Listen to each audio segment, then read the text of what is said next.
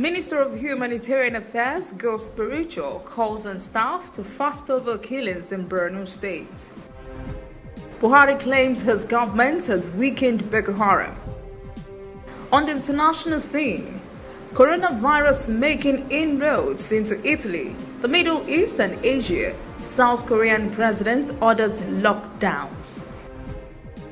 And in sports, National Association of Nigeria Footballers promises justice for Remo Stars player Tiamiyu Kazim.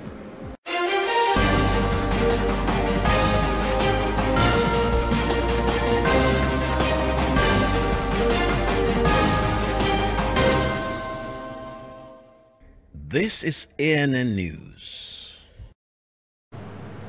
I am Olajumoke Olatuji.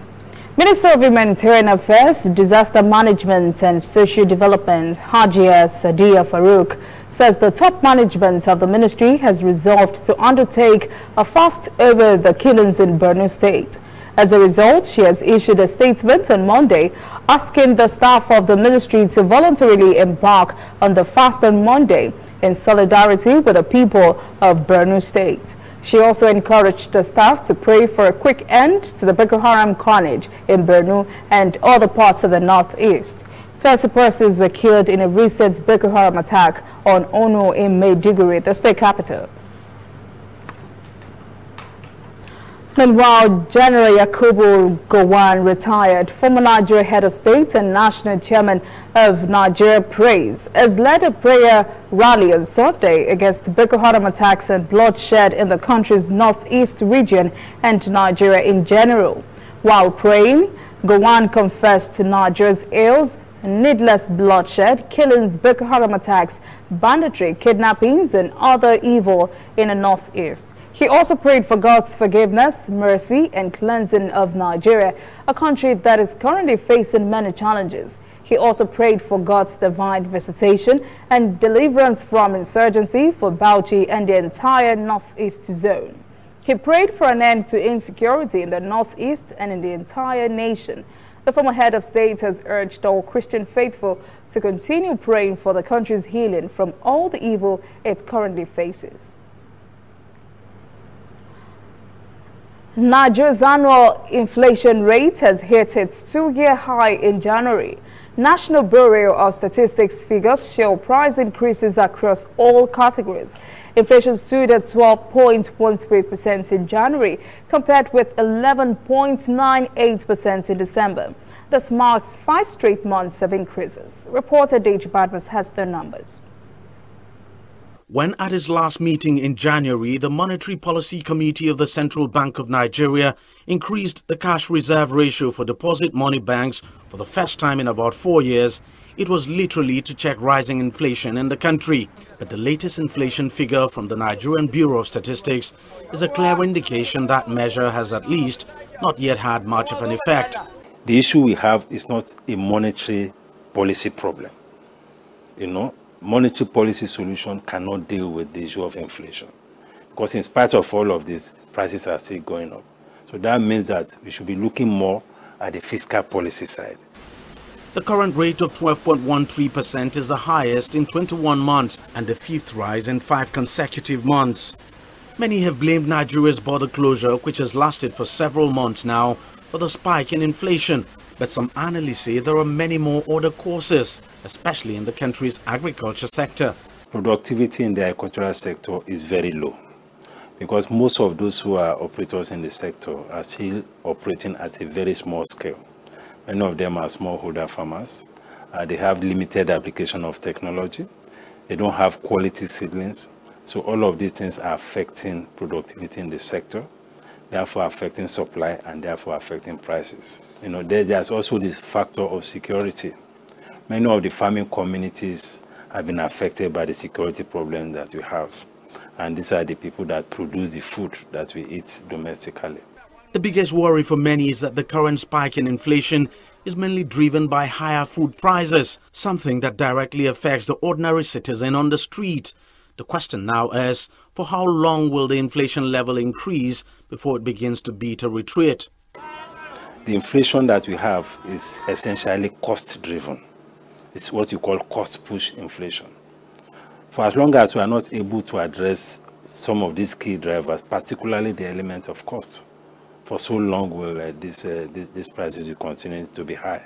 With global oil prices trending close to Nigeria's budget benchmark price of $57 per barrel, the country might be thrown into a currency crisis that could further exacerbate the inflation situation and bring Nigeria's economy under much more severe pressure. It's indeed a very tough time for managers of Africa's biggest economy. Cultists are still carrying out their deadly struggle for territory and supremacy in Lagos. The State Police Command has arrested some members of two confraternities, Aye and Eye, during a battle for dominion over the weekend in Ijora-Badia area of the state. Police said 5 of the cutlass-wielding suspects were arrested after inflicting injuries on one another during a bloody confrontation in which other dangerous weapons were employed. Police also reported its Ikorodu unit had arrested some other 12 members of the same cult groups who had attacked one another at Ladega area of Ikorodu. Injured suspects have been taken to hospitals for treatment.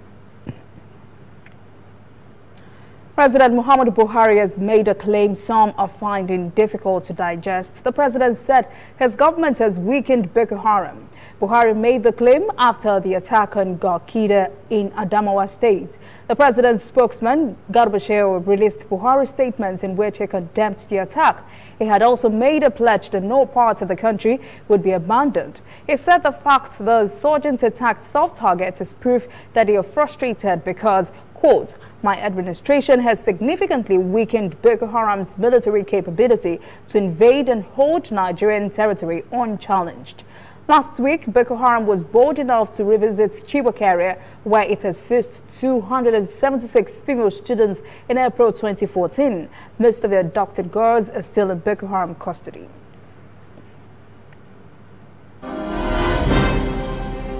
Coming up, African stories. South Sudan's new unity government swings into action, calls for forgiveness. And later, international news. Coronavirus making inroads into Europe, the Middle East and Asia.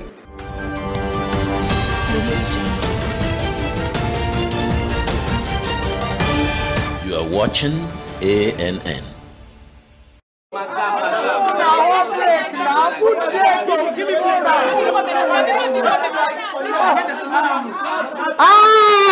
Correct, Costi. Give me 100 naira rice and add 888 join up. Yeah.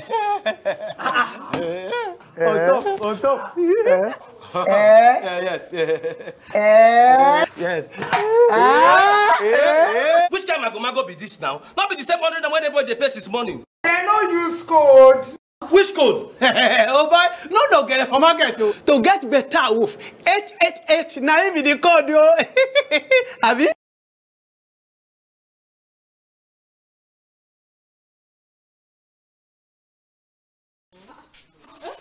Madam, I beg, serve me 888.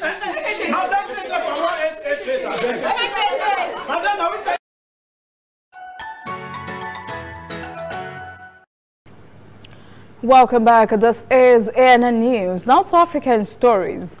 South Sudan's new unity government has swung into action to stabilize itself for what it calls the good of the people. While at it has also called for reconciliation and forgiveness. Reporter Patrick Oyet has the story. The coming together of the former warring parties in the new unity government is expected to end the 6 years of civil war in the country.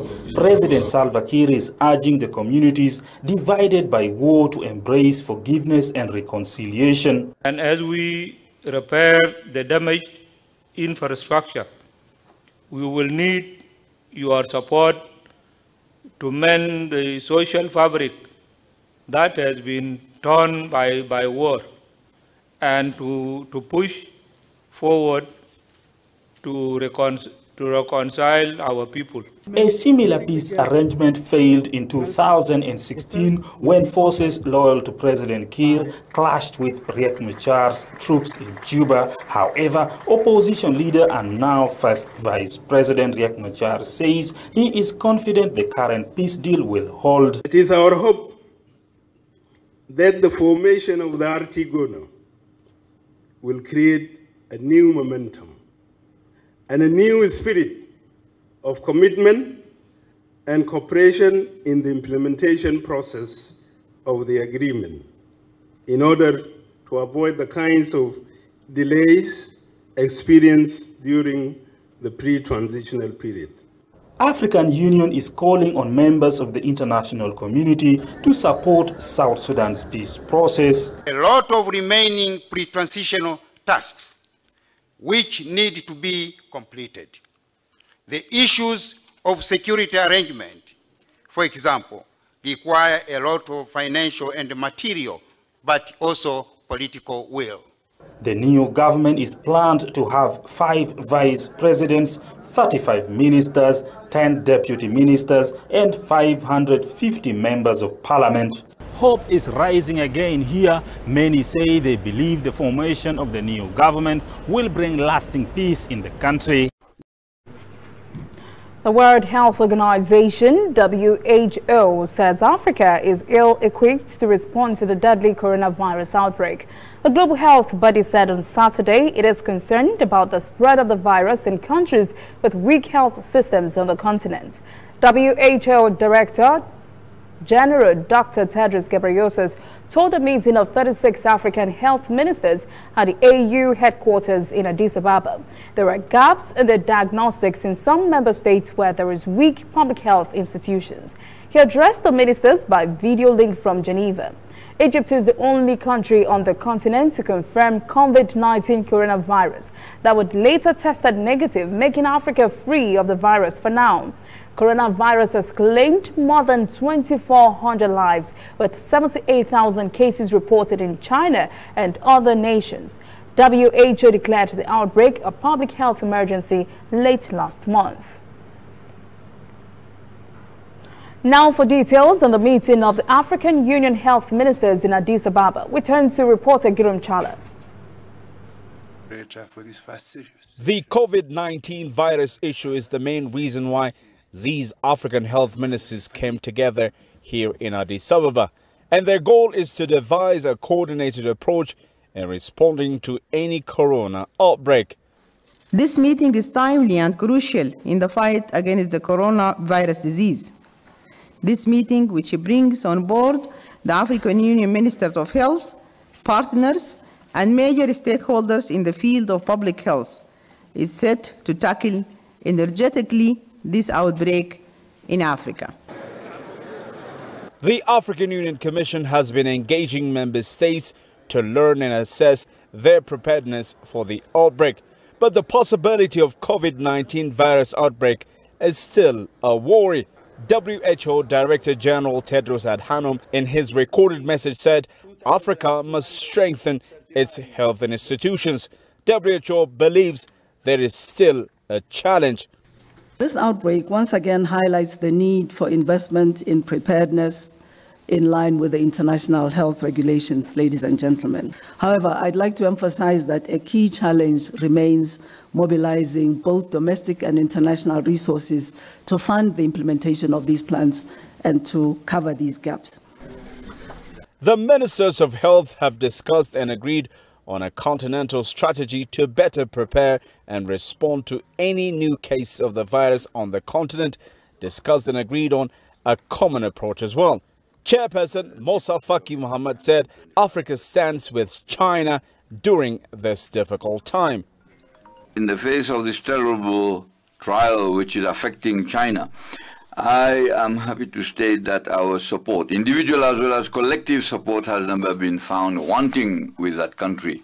The 36th ordinary session of the Executive Council of the African Union supported the efforts of the People's Republic of China through a vote of support. And I personally, in my opening statement at the summit, I expressed my feelings of solidarity with the Chinese people. Furthermore, at this 910th meeting, the African Union Peace and Security Council stressed its commitment and preparedness to work with the Chinese government in order to fight against this epidemic. Above and beyond sharing knowledge and information about experimental drugs, vaccines and clinical trials currently being undertaken for the control of the coronavirus disease is a critical agenda for Africa. China and Africa hope to fight and win the COVID-19 outbreak together. When we return, international news. Coronavirus making inroads into Italy, the Middle East and Asia. And later, sport. National Association of Nigeria Footballers promises justice for Remo Stars player Tiamiyu Kazim. Welcome back. This is ANN News. On the foreign scene, Kuwait and Bahrain have both confirmed novel coronavirus cases in their countries. Kuwait has identified 3 infections and Bahrain 1. Kuwaiti Health Ministry said in a statement posted on Twitter, cases have been identified of a 53-year-old Kuwaiti man, a 61-year-old Saudi citizen, and a 21-year-old stateless Arab coming from the Iranian holy city of Mashhad. The health ministry said all 3 cases are under constant observation. Kuwait banned entry of all ships from the Islamic Republic and suspended flights to and from the country. The country has also banned non-citizens from Iran from entering the Gulf state. Kuwait had flown back hundreds of Kuwaiti Shiite pilgrims from Iran. After the death of a 4th person as a result of coronavirus, Italy's health minister Roberto Speranza has announced the country is taking severe restrictions to contain the biggest challenge of the coronavirus epidemic presently ravaging the country. Some restrictions have included the closure of public buildings, limited transport, and the surveillance and quarantine of individuals who may have been exposed to the virus. Italy's confirmed cases surged from 3 on Friday morning to more than 150 by Sunday. Majority of coronavirus infections are still concentrated in mainland China with nearly 79,000 cases. Japan follows with nearly 750 cases and South Korea with more than 600. Italy's spike now marks the biggest outbreak outside Asia. Head of Italy's Civil Protection Agency, Angela Borelli, said at a Sunday news conference, 3 persons have died and more than 100 infected in Italy.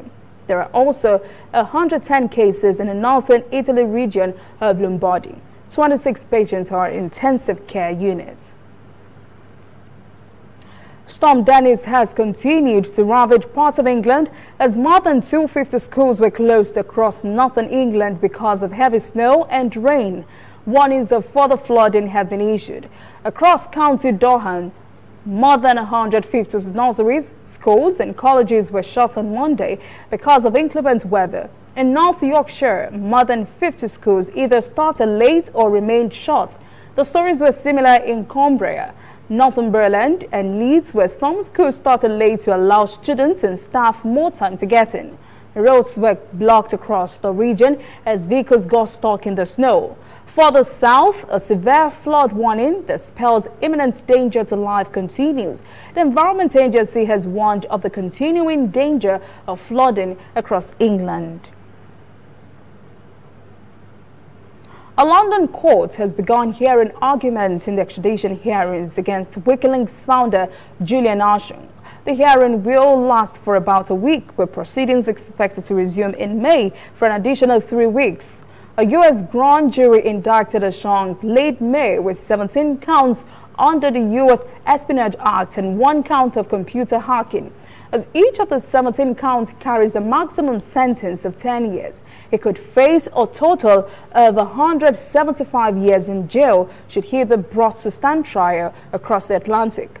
The espionage charges refer to Assange's activities with WikiLeaks between 2010 and 2011, when the website published classified diplomatic and military documents exposing alleged war crimes in Iraq and Afghanistan, as well as more than 700 secret reports that revealed the ill treatment and torture of detainees at the U.S. military detention camp in Cuba. The information was made public in collaboration with selected media outlets, including The Guardian, Le Monde, and the New York Times. Ashang is accused of conspiring with former U.S. Army intelligence analyst Chelsea Manning to obtain and disclose information. Up next, sports. National Association of Nigeria Footballers promises justice for Remo Stars player Tiamiyu Kazim. Please stay with us. Welcome back. This is ANN News in Sports. The National Association of Nigeria Footballers is vowed to bring to justice killers of Remo Stars player Tiamiyu Kazim. In a statement on Sunday, Association President Harrison Jala said the Special Anti-Robbery Squad SARS is notoriously known for wasting innocent lives at will. The body has also called on the Inspector General of Police, Mohammed Adamu, and the State Commissioner of Police to investigate the cause of Kazim's death. The president of French football giant Paris Saint-Germain, Nasser Al-Khelaifi, has been charged in connection with a bribery investigation linked to World Cup television rights.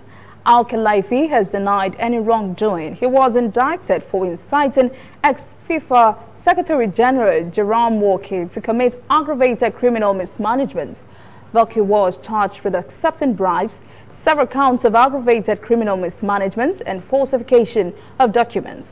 Al-Khelaifi is the head of Qatari broadcaster beIN Sports and also a member of the UEFA Executive Committee. That is ANN News this evening. Thank you for joining us. For details on these and other breaking stories, visit our website, annafrica.news. Conversation continues on our social media platforms, Twitter, Instagram, and Facebook at ANN Africa TV. I am Olajumoke Olatunji. Have a pleasant evening.